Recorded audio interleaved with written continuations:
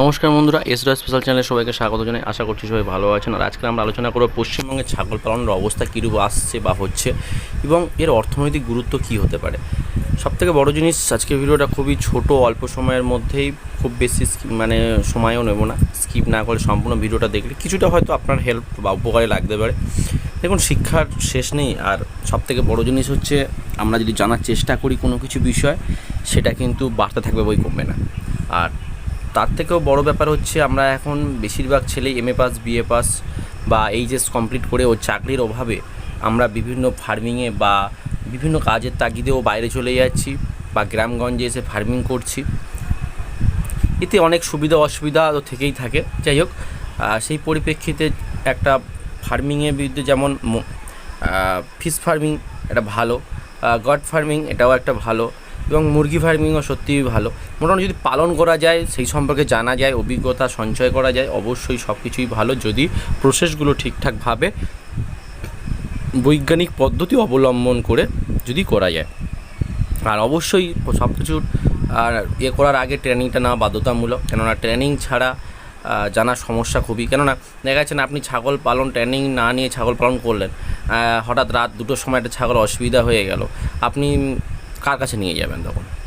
তখন তো ডাক্তারখানা বন্ধ, সরকারি ডাক্তারখানা বন্ধ, ছাগলের 4টে-5টা বাইরে এদের বন্ধ। তাহলে আপনি এবার কী করবেন? তাহলে আপনার যদি বেসিক আইডিয়া থেকে থাকে, আপনি সেই ট্রিটমেন্টটা করতে পারবেন। এটাই আপনার প্রফিট, এটাই আপনার লাভ। একটা ছাগল মারা গেলে কত টাকা খরচ হয় বা কত টাকা লস হয়, আপনারা সেটা ভালোভাবেই জানেন। একটা ছাগলকে ছোটো থেকে মানুষ করতে গেলে কত পরিশ্রম হয়।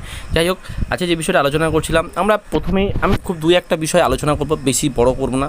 2-1টা বিষয়, যে ছাগল পালনে আমরা প্রথমেই সবথেকে বলি কোন জাতের ছাগল পালন করলে লাভ হবে আমার।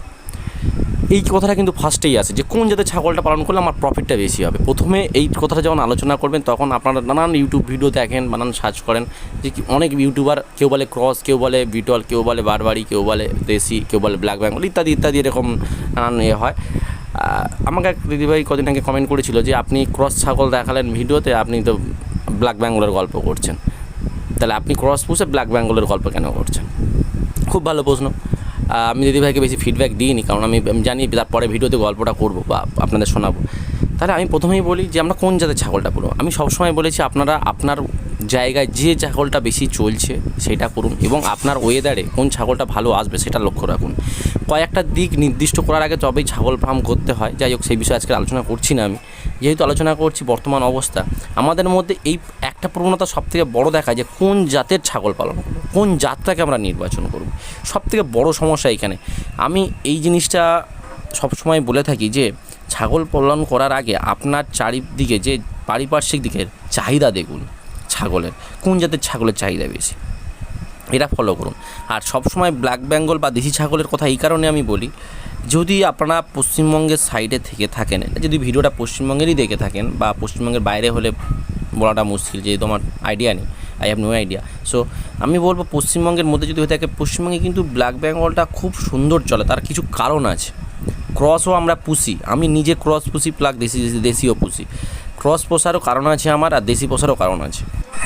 সবথেকে বড় জিনিস, ব্ল্যাক বেঙ্গলে ব্রিডিং ফার্মিংটা খুব ভালো হয়, বাচ্চাটা বেশি পাওয়া যায়। এই দিক থেকে কিন্তু ব্ল্যাক বেঙ্গলটা প্রফিটেবল বা খুব লাভই বলা যেতে পারে। এই জন্য বারবার বিভিন্নভাবেই কিন্তু বলা হয় যে ব্ল্যাক বেঙ্গল ছাগলটা আমাদের এই পশ্চিমবঙ্গের ওয়েদারের জন্য খুবই ভালো এবং লাভজনক ব্রিডিং। আর যেটা হচ্ছে, এই পদ্ধতি যেমন লাভজনক, তেমনি আরেকটা জিনিস লাভজনক আছে, যেটা হচ্ছে মোটা তাজাকরণ, যেটা হচ্ছে ফ্যাটারিং ফার্ম। এই দুটো ফার্মের ক্ষেত্রে কিন্তু লাভটা বেশি। তবে যে কোনো একটা ফার্ম করাটাই ভালো। বেশি দুদিকে করলে আবার আপনার যে কোনো একটা দিকে হয়তো খামতি পড়ে যেতে পারে। ওই জন্য ছাগল পালনের বর্তমান অবস্থায় কিন্তু প্রথমত দুটালা ভাব, মানে কেউ ফার্ম করছে, লস হয়ে যাচ্ছে, আবার কেউ খুলছে, কেউ মানে কি বলবো, ইচ্ছা হয় অনেক কিছু করতে হট করে, কিন্তু পরিকল্পিত ইচ্ছা ছাড়া যেটা হয় সেটাই বেশিরভাগ হয়ে থাকে। অর্থাৎ লস, ছাগল পালনে লস কিছু না, ইনভেস্ট হট করে প্রচুর পরিমাণে করে ফেলে, ট্রিটমেন্ট বা খাওয়া দাওয়াটা না পাওয়ার জন্যই বেশিরভাগ লসের রানটা করে। আর অর্থনৈতিক গুরুত্ব সব থেকে কিন্তু বেশি ব্ল্যাক বেঙ্গলের উপরে একটু খেয়াল করে দেখা যায় পশ্চিমবঙ্গের দিক থেকে। অন্য জাতও করা যায়, বলবো না অন্য জাতগুলো খারাপ, শুধু ব্ল্যাক বেঙ্গলটা ভালো, এটা বলবো না, কিন্তু অন্য জাতেও করা যায়। কিন্তু সেটা কতটা চলবে সেই মার্কেটে সেটা দেখে তবেই করা যাবে না এমনটা নয়, করা যাবে, কিন্তু আমাদের কাছে অ্যাভেলেবেল এই মুহূর্তে কিন্তু ব্ল্যাক বেঙ্গলটা বেটার বলে প্রযোজ্য, বা দেশি ছাগলটা বেটার বলেই প্রযোজ্য। আজকে ভিডিওটা এই পর্যন্তই। ভালো লাগলে অবশ্যই চ্যানেলটি সাবস্ক্রাইব করে পাশে থাকবেন। ধন্যবাদ সকলকে।